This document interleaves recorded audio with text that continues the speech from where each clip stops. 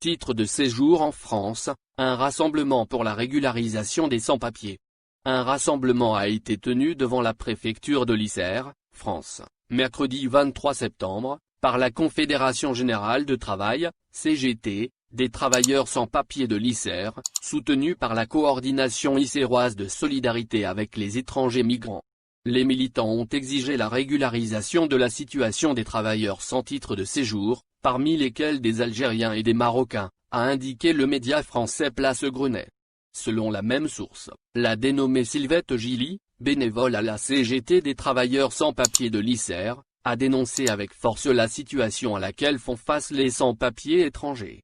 Selon cette bénévole, le phénomène de précarisation systématique est l'apanage des patrons français. Les personnes dépourvues de titre de séjour en France n'ont d'autre choix que de travailler au noir dans le BTP, le nettoyage ou l'aide à la personne, car les entreprises refusent de les embaucher.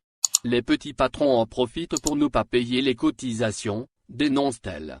De son côté aussi, Steve Fluxman, un militant engagé dans la cause des travailleurs sans papier, s'élève contre le sort réservé aux ouvriers étrangers, travaillant au noir.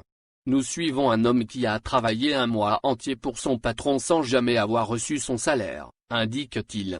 Il estime que cette exploitation systématique relève d'un état de non-droit, dans lequel les sans-papiers n'ont aucun moyen de se défendre juridiquement.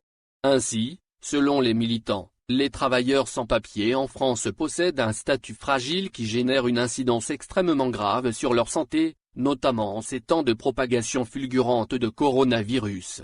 Ils vivent souvent dans des squats, nombreux, concentrés et sans conditions d'hygiène spécifiques. Et sont donc extrêmement vulnérables au virus, alerte Steve Fluxman. Ce militant engagé rappelle que cette situation relève aussi de la salubrité publique, c'est dangereux à la fois pour les sans-papiers et pour le reste de la population, car le virus ne fait pas de distinction selon l'origine, fait-il remarquer. Par ailleurs, à l'issue du rassemblement, le syndicat de la CGT a invité les militants à répondre présents à l'appel à un rassemblement qui se tiendra mardi 29 septembre. Le même jour, une marche de solidarité avec les sans-papiers s'ébranlera également vers Grenoble. Une marche qui marquera la continuité avec la manifestation partie de Marseille, samedi 19 septembre.